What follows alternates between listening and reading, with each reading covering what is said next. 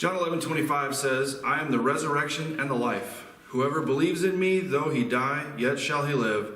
And everyone who lives and believes in me shall never die. Imagine the scene in John 11, if you can, and put yourself in Martha's shoes. Martha's talking to Jesus. He's just arrived. Martha's brother Lazarus has been dead a couple of days. There's groups of well-wishers who have come to mourn and are weeping at the side of the tomb. And Martha's having a conversation with Jesus about death. Jesus sovereignly planned this moment into a scene filled with death. Jesus says, I am the resurrection and the life. Whoever believes in me, though he die, yet shall he live. Jesus was entering into this scene of death and speaking life. Jesus, as God, has power over death and the grave. We have death, unfortunately, all around us now. We're reminded every day of a rising death toll as we're sheltered away from each other.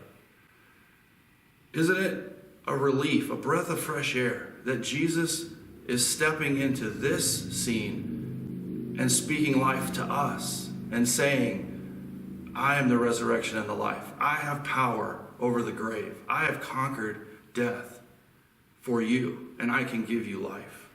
Just like he raised Lazarus physically in John 11, so he is raising all of us spiritually from our death to sin to new life in him.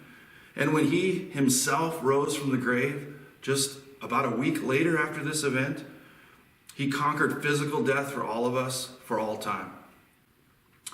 In the time of the Bible, myrrh was used to prepare bodies for burial. And it was a powerful smelling herb. So what I've got here is a little bowl or a little cup of water, and I've got some scented oil. I didn't have myrrh. I have something called Serenity. But I'm just going to put a couple of drops here in this oil, in this water. And that's just so that it doesn't smell as strong. But I want you to smell that oil in that water. And maybe you don't have oil, maybe you have some spray that you use at home or something that smells hopefully pleasant. Smell it and be reminded of that aroma that is reminiscent of death. And remember that Jesus Christ conquered that death for you and gave you life. And that he stands today at the right hand of God to give you resurrection life that lasts forever.